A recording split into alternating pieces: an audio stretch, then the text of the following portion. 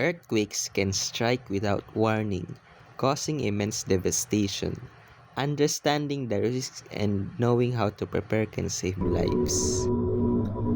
Earthquakes are geological events where tectonic plates collide, releasing immense energy. This energy travels through the earth as seismic waves, causing tremors and potentially triggers landslide, tsunamis, and buildings collapse. While we can predict when an earthquake will occur, we can take steps to prepare. First thing first, create a disaster plan.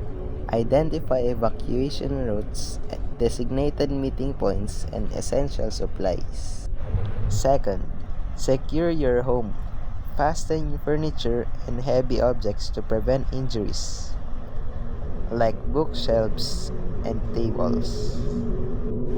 Third, build an emergency kit, including food, water, first aid supplies, a flashlight, a battery-powered radio.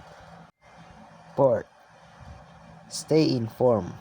Listen to local news reports for warnings and updates. During an earthquake, prioritize safety. If indoors, seek shelter under a sturdy table or desk. If outdoors, move to an open area away from buildings and power lines. After an earthquake, be cautious of damaged buildings, downed power lines, and potential fires. Follow instructions from emergency responders. By being prepared and informed, you can minimize the impact of an earthquake and protect yourself and your loved ones. Sir, tapos na po.